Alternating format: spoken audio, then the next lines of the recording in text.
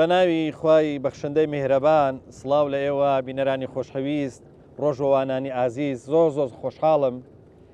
کە خوای پەروەردگار تەمەنی ئەمانەتی پێبەخشین و ئەمجارەش بە خزمەت ئێوەی خۆشەویست گەشتینەوە لە ئاڵلقەیەکی نوێی بەرنامەی ئاین و سروشت. خۆشەویستان، لە کەش و هەوایەکی زۆر جوانە، لە ناو ماشێن و لە ناو جێبێکی زۆر قەشنگ و خنجیلۆکەیە ئەمەوێ بەرنامەی ئەم جارەمان لەگەڵ مامۆستای زۆر خۆشەویست دکتۆر دیار باسی جوانیتان بۆ بکەین. تەبەن جوانی ئەچکە لە بابەتە زۆر گرنگەکانە لە ناو قورئانە، بۆیە چاوەڕێ بکەن ئینشاءڵڵا لە بەرنامەی ئەم جارەیە شتی زۆر تایبەتان پێڵێن، تایبەت لەوەی کە سەبارەت بە جوانی کە ڕەنگە مبالغە نەبێ، ئەگەر بڵێم ڕەنگە پێشتر نەوترابێ. بۆیە خۆشحاڵم کە ئەمڕۆ لەم کەشوهەوایە لە ناوچەی نەوڕۆڵی و لە نزیک شاری خۆشەویستی هەڵەبجە ئەم ئەڵلقەی بەرنامەکەمان پێشکەشەکەین. چاوەڕێمان بکەن. بەڵە خۆشەویستان، لەگەڵ برای زۆر خۆشەویست مامۆستای ئازیز دکتۆری زانکۆ کاک شێخ دیار، مامۆستا شێخ یاخەوە خێر بێ، خۆشحاڵم دوای ماوەیەکی زۆر بەرنامەمان بێ لە خزمەتانە بوو. خوای گەورە موفقت کە ڕێگایەکی دووری هێنامیت زۆر بەجشڵا ئینشاءڵڵا بەرنمەیەکە بە دڵی ڕۆژوانیانی ئازیز یاخوا بەخێر بێ. جارە بەر سەرتا بپرسم، دەزانم سەرماتە بەس زۆر سەرمان نییە خۆ. باشم باشی دکتۆر، ئەمڕۆ لە بەرنامەی ئەمڕۆمانە باسی جوانیەکەین. تەبەن من زۆر گەڕام بە قورئانی پیرۆزە، زۆرتر بەسەلەن بە حوسن هاتووە. وقولوا للناس حسنا، بەڵام هەندێک مڕادیفیشی هەیە، هەندێک وشەی دیکە هەن لە نزیکی ئەوە، بۆ نمونە ئەحسەن هەیە، حوسنا هەیە، حەسەنات هەیە، محسین و محسینینیش هەیە. تقریبا بە هەمووی نزیکی وازانم 104 جار لە قورئانی پیرۆزە هاتووە. یەک اشتقاقا طبعا. بۆچی ئەمە؟ بسم الله الرحمن الرحيم. دەستخۆشی لێ یەکەم مامۆستا پەیوەند فی میزانی حەسەناتێک، خۆ پەداشتی ئەو برایانەش باتەوە، ڕۆژوانیش قبول بێ ئینشاءڵڵا. ئامین. و هیوادارم پەیامێک بگەێنین، پەیامێکی قورئانی و پەیامەکانی پێغەمبەری خوا عەلەیهی سەڵاتو وەسەلام کە باسی جوانی و جوانیش بە ئەنواعی طبعا. ڕاستە. کاتێ سەرنجین لە قورئانی پیرۆز خۆی بەو هەموو جوانیە قورئان 1400 ساڵە زەلزەلەی ناوەتەوە. ئەم هەموو پیلانە دژی قورئان کەس ناتوانێت زەفەری پێبەرێت، و یعنی نقطەیە شەدەیە فەتحەیە کەسرەیە ضەمەیە سکوونێک بتوانێت لێی کەم کاتەوە ناتوانێت. اینجا کەلامی کیە؟ کەلامی خوای پەروەردگارە کە پێغەمبەرمان فەرمێ ئین الله جەمیل يحب الجمال، يعني جميلة لذاتها، جميلة لصفاتها، جميلة لأفعالها. الله خوای پەروەردگار جل جلاله. اینجا جەمالی خوا تەوەقوع ناکرێت و کەس ناتوانێت تەوەقوعی بکات، و هیچ کەس لە ئێمەش باش نییە بیر لە ذاتی خوا کاتەوە. بەڵام کاتێک کە سەیری مامۆستا پەیوەند دەکەم و سەیری باقی مەخلوقات دەکەین، سەیری بەنی ئادەم دەکەین، ئەزانین خوا ئەبێت چەند خۆی جوان بێ جل جلاله وعم نواله وعظم جاهه وسلطانه. فأجر باسي جمال بكين جمال دو جورة، جمالي طبيعة أو أين يسري إن شاء الله طبيعة كإيبة لضمن طبيعتين، لقل جمالي معنوي كأوي جناب باسكت أو أنا معنوي كان. دكتور، يعني أقصير كي حتى خوای پەروەردگاریش لە قورئانی پیرۆزە يعني آياتێکمان هەیە ولله الأسماء الحسنى فادعوه بها. کەواتە حتى خوای پەروەردگاریش خاوەنی با بڵێن هەچی ناوەتەوە و ناوە جوانەکانە. ئەم جێڕانەوەی جوانی بۆ خودی خوای پەروەردگار ئەمە چیمان پێڵێ؟ يعني خوای تعالى کاتێکە خۆی پێشکەشەکات و خۆی تەقدیمەکات و خۆی پێناسەکە بە صفاتی جەمال خۆی پێناسەکە چونکە صفاتی کەمال و جەلال و جەمالی هەیە صفاتی کەمالی خوا صفاتی جەلالی خوا صفاتی جەمالی خوا هەمووی بۆ ئەوەیە کە ئێمە خۆمان بشوبهێنین بۆ صفەتە جوانانەی خوا کە یەکێ لە ناوەکانی خوا چییە؟ 124 جار لە قورئانە الرحمن الرحیم سەرەتای سورەتەکان جگە لە تەوبە و لە نەملا تەواو کراوە کە وشەی یان صفەتی ڕەحمەت جوانترین صفەتە کە ئینسانەکان خۆیانی پێ قەشەنگکەن خۆیانی پێ قاڵب بدەن خۆیانی پێ لە فیلتەر بدەن ئەگەر ڕەحم و ڕەحمەت لە ئینسانەکان کەیتەوە دوو لە ڕووی جەنابەت و بیسەری بەڕێزە بینە درڕندە بۆیە خوای تەعالا خۆی پێشکەشەکە خۆی پێناسەکە بە ڕەحمەت خۆی پێناسەکە بە کەڕەم بە کەریم کەریم یعنی بەخشندە کەریم یعنی دەستی کراوەیە وە جاری وا هەیە مناڵم یەکێک ئەگەر لە مردن بترسێەوە کەتنی کردووە ئەسڵ وایە نەترسێت چونکە ئەچێتەوە بۆ لای کەسێک ناوی کەریمە لە ئیمنیە لوئمینیە جل لە جەلالو ئەچیتەوە بۆ لای هەمووی کەڕەم بەخشندەییە بۆیە ئەو صفاتانەی کە خوا گەورە جل لە جەلالو باسی کردووە یان لە زاری پێغەمبەر عەلەیهی سەڵاتو وەسەلام هەمووی بۆ ئەوەیە ئێمە خۆمانی پێ لە قاڵب بین خۆمانی پێ تەکمیلەکەین لەوانەیە هەندێک جار لە صفەتی خلقەتمان کە ئینسان زۆر بە جوانی خوا دروستی کردووە فەرمێ فی ئەحسەنی تەقویم بەڵام ئەگەر ئەم لاولا بکات ئەینێرم بۆ ئەسفەل السافلین باشە دکتۆر ئەوەی کە خوای پەروەردگارە فەرمێ وەلەقەد خەلەقنا الئینسانە فی ئەحسەنی تەقویم ئەم ئەحسەنی تەقویمە ینی بە تەنها هەر ئەحسەن نا بەڵکو ئەحسەنی تەقویم ئەمە ینی لە ئەم پێکهاتەی مرۆڤ ئەم دروستکردنەی مرۆڤ کە بە جوانترین شێوە دروستمان کردووە بەمانای چی؟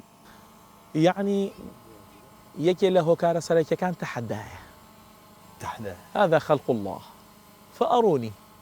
ماذا خلق الذين من دونه وجوانترين مخلوق إخوة إنسانة آدم أخلقه في صورته وكل فرموداهاته إما أو نجوان من هي لبني آدم ئافرەتان سەیریان کردووە دەستیان قرتاندووە فلما رأينه أكبرنه وقطعن أيديهن وقلنا ما شاء الله ما هذا بشرا أما بشر نییە کەواتە لە ناو ئەمە جەریری کوڕی عەبدوڵای بەجەلی سەحابەیەکە جوانترین سەحابە بوو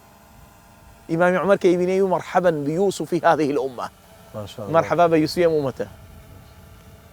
سەحابەمان هەبووە جبريل خوا لهيئتي أو ناردتي ولا بيغمري خوا چونکە پێغەمبەری خوا دوو جار جبريلی بینیوە بە سوورەتی خۆی فأم إنسانك في أحسن تقويم كأو بيوتي أفعال تفضيل أو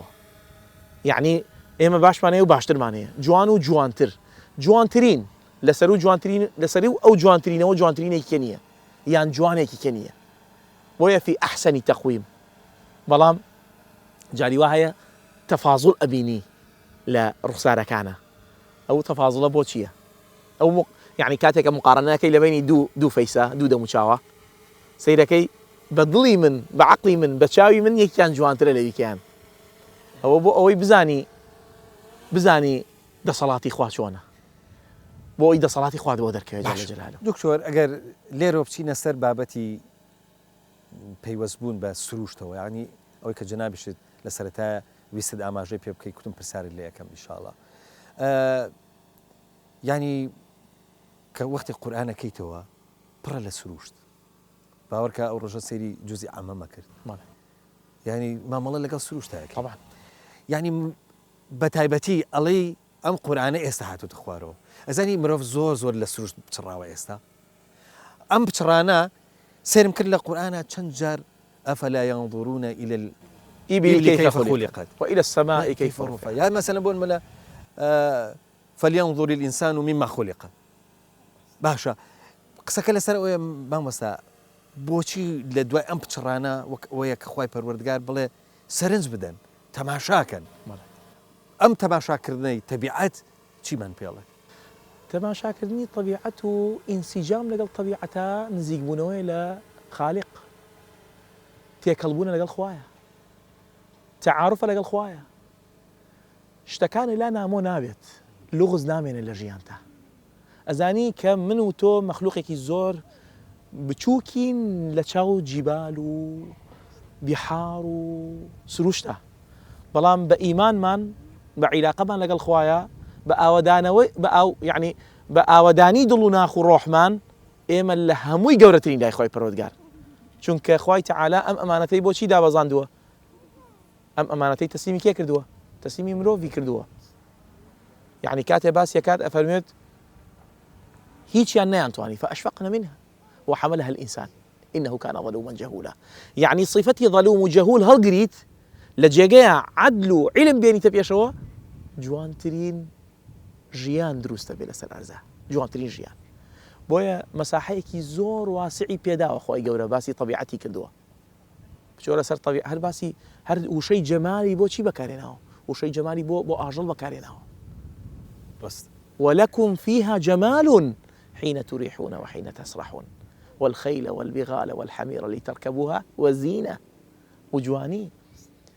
أم كاتك تيكل يبيت ولا قل يا أبيت أزاني خوي تعالى كان عظيمة شي دروس كردوه ده صلاتي كان رهاية إرادي كان رهاية هل أخوي أوشيته وجل جلاله كاتي سيدي أم صوزي يعني باسي وأنزلنا من السماء ماء إيه شي بيكردوه حدائق ذات بهجة حدائق جمع حديقة وات بيستان وات روضة وات باخ ذات بهجة بهجة كي كلنا وكان جواني أزاني دكتور من لم رجعنا بير ما كردو أم قد إما وقت خوي للعادية زور قال أم تبعتك كتوج باسك أم سروشت زور باش حلمان كردبو خو من بشك بين لتبعتك لسروشتك هم مشتكى من سروشتي بو حتى أويك قلت لي أخبرني سروشتي يس زور إيدي عايبه وكذا يعني خواردن سروشتي بو خو سروشتي بو چوزانم هەڵسو کەوتت هەمووی سروشتی بوو هەر لەگەڵ تەبیعەتەکەیە زۆر گونجاوی هەتا بۆیە ژینگەش پیس نابوو ئەگەر تۆ سەیریکەی هەتا لە پاشۆرۆی ئینسانیش و پاشۆرۆی مەسەلەن بۆ من ئاژەڵیش باوەڕکە ژینگە پیس نابوو باشە یعنی ئێمە پچڕانێکی زۆرمان هەیە لەگەڵ سروشت ئەگەر سەیرکە ئێمە ئێستا لادێمان نەماوە هەمومان لە شاراژین کەچی ئێمە ئێستا سیتەک و مێرگەپانمانەیە بۆی بگەڕێنەوە مثلا خلق خوا پێداوەکان من بچێت لێو خانوو بکەن ئیحساسی مثلا بۆن من ئەم تەبیعەتە بکەن لانێکە مەڵە هەفتەیەک جارێکە چمەوە لەوێ دەچمەوە ناو سروشتە و لەگەڵ ئەو سروشتە ئەڵەکەم ئەم پچڕانە لە ناو سروشتە وەکو ئەوە نییە خوای پەروەردگار بە نەسی ئاياتەکانی قورئانی پیرۆز ئێستا بمانگەڕێتەوە دیسان بۆ ناو سروشت بڵێ چونکە ئەم هەموو سیرکردنە ئەم هەموو تەماشاکردن ئەمە سەرنجڕاکێشانە بۆ ئەوەی کە سەیری سروشتکەی بەبەسم ئەوەیە مرۆڤ ناتوانە بێ بە سروشت هەڵکە ئەبەدەن ئەو کاتەی لێ دوورەکەوێتەوە دیسان مەسەلەن بۆ منە شتێکی کەهانێدا کە بۆی بگەڕێت ئەو کاتەی لێ دوورەکەوێتەوە خەلەل دروستە بێ فبالتالي بێ بگەڕێتەوە ناو سروشت و بۆ سروشت بێت و ئەو خاکە چەند مهمە کاتێکە چەند خەمخۆرمانە کاتێککە ئێمە لە ژیانی ژانەمێنین ئەو بەخۆی مانەگرێ ئاەتەکە چێ فەرمێ ئەلەم نەجعل الأرض كفاتا أحياء وأمواتا کەواتە ئەرزەکە بە خۆتەگرێ یعنی ئەو زیاتر خەمیتۆیەتی کیفاتە کفتە چی بەخۆگرێ ئەوە قیمەیە ئەوە کشمیشە ئەوە بایەمە ئەوانە ئەرزیش بە خۆمانەگرێ خاکیبوونی ئەرز عیلاقەیەکی مباشر و ڕاستەوخۆی هەیە لەگەڵ ئێمە چونکە ئێمە ئەسڵمان لە ئەرز دروست بووین ئەسڵمان لە خۆڵ دروست بووین ئەسڵمان لەسەر ئەو ئەرزەی کە ئێمە لەسەری ڕێی بۆیە گەڕانەوە بۆ سروشت ئەمە فطرەتە ئێمە جاریوە ئێمە عیلاقەمان لەگەڵ شەو ڕۆژی جابڕاوە یعنی شەو ڕۆژ لای ئێمە تۆزێ حتا شەو ڕۆژ لە زەتی لێنەکەەوە هەر گۆڕاوە دکتۆر گەورەترین ئاەتی خوا ئاەتی شەو ڕۆژە یعنی تەسەوور کە ئەگەر شەو نەوای چیمان کردەیە وجعلنا الليل لباسا وجعلنا النهار معاشا ئەگەر ڕۆژ نەبوایە دوای سەیری ئەم لایتەکە ئەم شەمس و قەمەرە قورآن فەرمێن دوو ئاەتە بۆیە لە کاتی مردنی ئیبراهیمی کوڕی پێغەمبەر عەلەیهی سەڵاتو وەسەلام خزەشە قسەی خۆ لەبیر نەچێتەوە ئێستا دەرهێنەرەکەم ئەڵێ خۆزگە هەور بووە ئەو لای دکتۆری زۆر ڕووناکردێتەوە ڕەنگە لایتەکانم نەتوانێت تەوازوونی کاتەوە لەسەر و لایتی خوا و لایتیکە نییە ڕاستە جوانە ئەو شەمسە جوانە کە ئەم سەرزەویەی ئاوادان کردوێتەوە بۆیە ئەمە ئاەتێکی گەورەن ئەمانە و لە کاتی مردنی ئیبراهیمە کوڕی پێغەمبەر عەلەیهی سەڵاتو وەسەلام يعني خۆر گیرا کوسیفەتی شەمس خەڵک وتیان ئەوە لە بەرمردنی ئیبراهیم پێغەمبەر ئەساساً نێراوە بۆ ئەوەی دڵ و دەروون و عەقیدەی ئێمە پاکات جانە فەرمووی إن الشمس والقمر آيتان من آيات الله لا ينخسفان ولا ينكسفان لموت أحد جوانە ینی سروش ناگۆڕێ ناگۆڕێ سروش هاتووە لە خزمەتی بەشەریەتە ژیان ناوەستێ بۆیە لە سروش تۆ فێرە بین کە ئێمەش نەوەستین جوانە دکتۆر با قسێک لەسەر هێن بکەین لەسەر قورئانی پیرۆز ینی قورئانی پیرۆزەکە سیرەکەیت ینی ئێستا ئەمە باسی جوانیەکەی وانە بەس یەکێک لە مۆعجیزەکانی قورئان ئەم جوانیەتی طبعا کاڵی جوانی بێوێنە ینی میسلی نییە جوانیە کە تەنانەت هەر ئاەتێک لێ وردەبیتەوە طبعا شتێک هەیە پێگوترێت لە زمانی فەلسەفی و ئەدەبیاتە پێگوترێت ستاتیک ئەو ستاتیکایی کە لە ئاەتەکان و لە داڕشتن و شێوازی دەربڕینەکە هەیە بێ ئەندازە جوانیە ئەم هەتا جوانی لە قورئانە بۆ خۆی بووە بە مۆعجیزە هەر هەموو پێغەمبەرێک مۆعجیزەی حسی هەبووە مۆعجیزەکەی پێغەمبەر قورئانە مادەم مۆعجیزەکەی پێغەمبەر قورئانە و ئەم هەموو ساڵە بەردەوامێتی پێ دراوە و مقاومە ئەکا و ئەخایەنێ هەر تا قیامەت لەسەر ئەرزا ئەمێنێ ئەبێ جوانیەکانیژی کۆتایی نێت پێغەمبەری خوا شتێک نییە ناوی بچیت لە مەکتەبەکان بیکەیتەوە بڵێ ئەمە تەفسیری محەممەد ڕەسوول اللهە پێغەمبەری خوا تەفسیری قورئانی نەکردووە چونکە بە تەفسیرکردنی قورئان بە تەفسیرکردنی پێغەمبەر بۆ قورئان جوانیەکان کۆتایی ئەهات چونکە لەو مانایە لەو کێ ئەتوانێت کێ من حەدم چییە لە بەردەم پێغەمبەرە ئەنطق وەلەو بکەلیمە بۆیە دراوەتە دەست کێ دەست زەمان و مەکان و ڕیجال بۆ ئەوی بیگونجێنن ئەو جوانیە لەگەڵ هەموو سەردەمێکە لەگەڵ هەموو کاتێکە لەگەڵ هەموو ساتێکە دکتۆر ئەوەی کە جەنابەت باست کرد ینی ئێستا تۆ واز لەوە بێن ئێستا جەنابەت دکتۆرات هەیە دکتۆراکەت مەسەلەن بۆ من لە قورئانی پیرۆزە لە تەفسیرە باشە بەڵام تۆ وەرە سەیری نەخوێنەوار بکە ئەو نەخوێنەوارە جاری وایە هەیە هەر بە لە مسکردنی ینی خۆی هێشتا نەخوێنووە ڕاست هەر بە گوێگرتنی ئیحساسی ئەم جوانیاکە دکتۆر ینی قورئان بۆیە ینی نازانی ینی زمان لە وەسفی جوانیە زمان لاڵە مەبەستم ئەوەیە باشە چۆن ینی ئینسانێکی نەخوێنەواری ینی درچی ئەماکە ئیحساسی ئەمەشەکە خۆی پەروەردگار مادەم جوانە لە ذاتی و لە صفاتی و لە ئەفعالی جوان هەر جوانی پێیە جوانی ناردووە قورئانی ناردووە قورئان پەیامی ئاسمانە کاغەزی خوایە کاغەزی خوایە بۆ سەر ئەرز بۆ هەر یەک لە ئێمە ئەوەی ئێمە قورسمان کردو تۆڵین با خوێنەوار بین بۆی باشتر و چاکتر بەڵام نەخوێنەوەش لە قورئان تێگا چونکە قورئان مژدەی پێداوە وەلەقەد یەسەرنا القورئان للذکر فهل من مدەکر یەسەرنا تەیسیرمان کردووە کەسێکی ئێمە نەخوێنەوارە عەرەبی نازانێ وەقافە لەگەڵ ئاەتەکانە وەقاف ئەیوەستێنێ کەسێک هەیە 40 ساڵە نامە ڕۆژانە ئاراستەی خواکە بە سوورەتی فاتیحە کە ڕۆژانە بەبێ سونەتەکان 7 جار ئاراستەی ئاسمانیە کات سەیرەکەی یەک پارچەیە لە قەشەنگی یەک پارچەیە لە جوانی ئەگەر تەفسیری سوورەتی فاتیحە نەزانێ بەڵام 2 عەشرەت ئاشتەکاتەوە ئەگەر تەفسیری سوورەتی فاتیحە نەزانێ بەرەکەتی ئەو سوورەتە کە ڕۆژانە ئەیخوێنێ 2 حیزب 2 عەشرەت ژن و مێردێک 2 عایلە 2 تاقم 2 گەنج 2 قوتابخانە 2 سەف ئەم پیاوە چێتە ئەو دکتۆر تەنانەت قسەی شتێکی زۆر جوانت لەبیر هێنامەوە قورئان ئەوەی کە زۆرجار لە شعری تەسەوفاڵێ ئاها بڵێ وەحشیش ئەکا بە ئینسان یا مەسەلەن بۆن منە وەحشیش ڕاوەکە یا مەسەلەن بۆن منە دڕندەش هینەکە ینی لە ئەسەرا بۆمان هاتووە کە زۆر جارەوەی کە قورئانی لە سنگیا بووە مەسەلەن بۆن منە هین بۆ خەڵکیی با بڵێن دیندار و زاهیدێکی باش بوو تا دڕندەش ئەندازەیەکی زۆر سڵیان لێ کردوێتەوە یاخود با بڵێن لە ئاستیا دەڕندەیەتیەکان نەماوە بەڵام یەک شت زۆر گرنگە ئەوش ئەوەیە کە دکتۆر وتمان خۆی پەروەردگار بۆ خۆی لله المەثل الأعلى بۆ خۆی جوانە جوانی دەوێ قورئانێکی ناردوتە خوارەوە سەراپای جوانە داوای قەولی جوان لە ئینسانەکە و ئەوەی کە گوتمان لقد خلقنا الإنسان في أحسن تقويم كاتب جوانيش دروسي كردوا أي بۆ ناشیر نەبێت ئەی چی ئەو هۆکارانەی کە مرۆڤ ناشیر نەکات چییە؟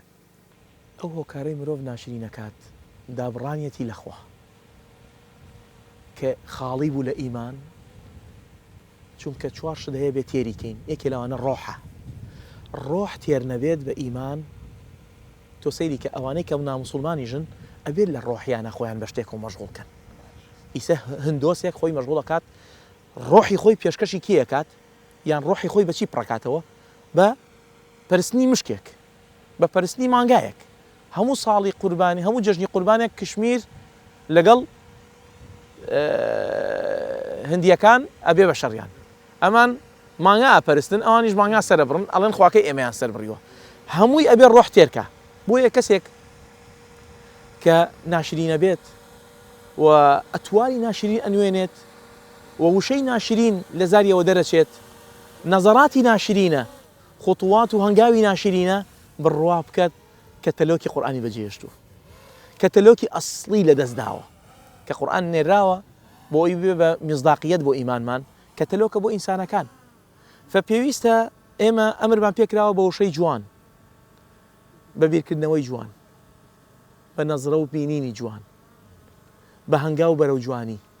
ئەمانە هەمووی هەیە باشە دکتۆر ئێکا سەیرەکەی ئێستا لە ڕووی شارستانی و لە ڕووی گەشەی ئابووریەوە ژیان بۆ خۆی وەکو مادی لە ڕوانگە مادیەکەیەوە ینی زۆر ڕازاوەیە ینی خانووی ئێستا بەراورد ناکرێت بە خانووی جاران کۆشی ئێستا بەراورد ناکرێت بە کۆشکی جاران بازاڕی ئێستا بەراورد ناکرێت بە بازاڕی جاران جلوبەرگی ئێستا بەراورد ناکرێت بە جاران بەڵام ئەزانی جوانی معنەوی زۆر کەم بۆتەوە لە ناو سەکەنا سەکەنمان نییە جوانە لە ناو سەکەنێکی گەورەیە سەکەنی نییە زۆر موشکیلەیە ئینسان لە خوا دوورکەوێتەوە چونکە پێغەمبەر صلی الله عليه وسلم چیە فەرمێ إن الجوف الذي لا يوجد فيه شيء من القرآن كالبيت الخريب بيتي خريب يعني شي يعني كلاوة جبال تابعني لقصر قصور هابم چونکە من کەلاوە کەلای منە ئەوە دادم نایە ژنومێر بەیەکەوە معنەکەیان بێت تابعانی با لەوێ لابن چونکە ئەسڵ لیتەسکونوا ئیلەیها ئەوەی نییە ئەو سەکینەتەکە تێگەچێت نامێنە مامۆسا سەکینەتی ئەسڵی ئەوەیە ژنومێردەکە منسەجیم لە ژێر خێمەیەکیژە بن هەر ئیبتیسامە و وەڵا کوردەواری ئەڵێ کاکە ژنومێر تەبابن ئەو سەکینەتەی کە جەنابەت باسیەکەی و کە ئاەتەکە ئەفەرمێ کەلاویشان بۆ بە کۆشکێکی هیچ لەدەست نادەن بەس ئەگەر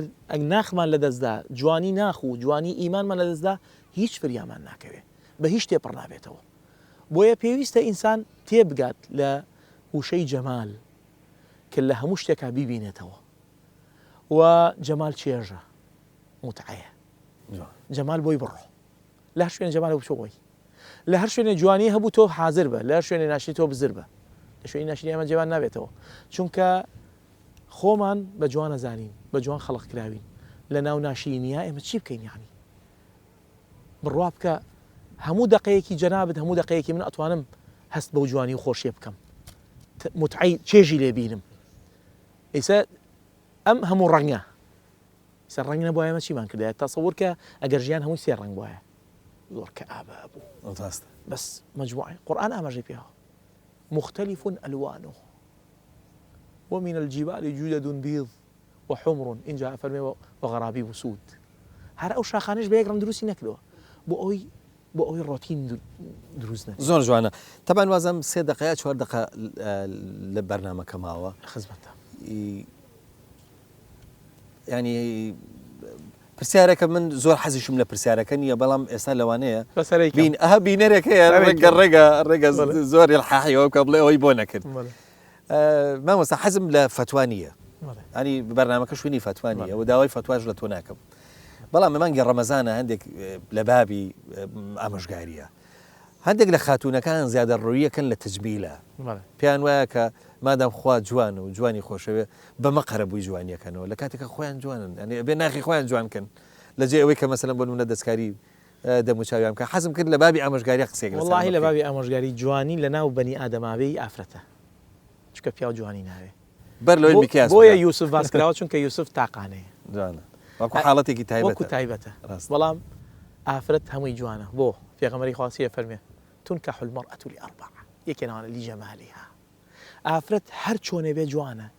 یەک ئافرەت نییە لەسەر ئەرزا ناشرین بێ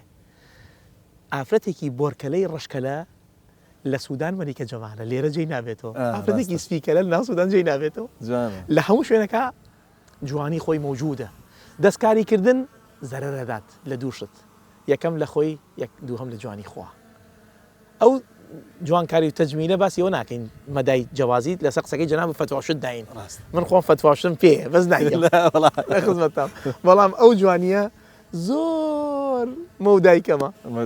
دوایی ئیبتیلا ئەبی پێوەی یعنی جاری وایە بەڵایەک بەسەر خۆمانێنین کە خوا نەیویستووە من بەسەر خۆم هێناوە والله لەباتی ئەو میکیاژشتمنا حەزەکەم ئاەتەل کورسی بەکاربێنن بڕوا بکەن ئاەتەل کورسی و دەمە ئیستیغفار ئەو ئیبتیسامی کە پێغەمبەر باسی کردووە هەمیشە بەجێی مێڵە خوشکی بەڕێزم ئەکید بە زۆر جوانی زۆر جوانی با کەسیش پێوە نەڵێ خۆ لە بەردەم ئانا بۆسە ئاوا بکە ماشەڵڵا کە جوان دروستی کردووی خوا من پێویست ناکە کەس پێم بڵێ من چاوەڕێی کەس ناکەم من سواڵی ئەو شتانە لە کەس ناکەم من خۆم قەناعەتم بە خۆم هەیە من خۆم ئاگاداری خۆم من خۆم دەسم بە خۆم وەیە من خۆم ئەو نەخوا ئەناسم چۆن منی دروست کردووە بۆیە بڕوا بکەن ئەو شتانە لامان دروست بێت هەندێک شت هەیە یعنی گیرفانیش بە ئیسراحەتەکە یعنی لەباتیەوەی بیبەوەی بە شتێکی مفیدتر و چاکتر و باشتر چونکە ئەوە کوتم مەودایکەمە بەڵام ئەگەر ئیهتیمامێکی کە بە خۆت بدەیت ئەو ئیبتیسامی پێغەمبەر من یەک ئاخر قسەم ئەوەیە ئەو پێکەنینە جوانترین صفەتە لە مەخلوقە بۆیە پێغەمبەری خوا سەحابە ئەڵێن ما ڕەئینەهو ئیلا بەسامن ئیلا دائیمەن خەندەیەک لەسەر لێوەکانی بوو باشە ئەمێ بزانم باڵغ نەبووی پێ نەکەنیت باڵغ بووی هەر پێ نەکەنیت ژنێنە هەر پێ نەکەنیت شوکر هەر پێ نەکەنی مناڵن بوو هەر پێ نەکەنی ئەم پێکەنینە بۆ کێڵ هیچ مەلایەکیش فتوای نەداوە بڵێ دیانەکان عەورەتە دیان عەورەت نییە دەریخە بۆیە ئینشاءڵڵا واز لە هەندێک بابەتی مادیات وەکو جەناب ناوەیەنا بە مادیات وازی لێبێنین بگەڕێنەوە سەر سروشتەکە و طەبیعەتەکە و ئەو ئیمانەی کە چەکەرەی کردووە لە ناخمانە بەڕاستی یعنی ڕووناکی ئەدا بە دەرەوە لە سەد زۆر باشە دکتۆر دیار دەست خۆش بێ و زۆر سپاس دەکەم بەس ئەڵقەی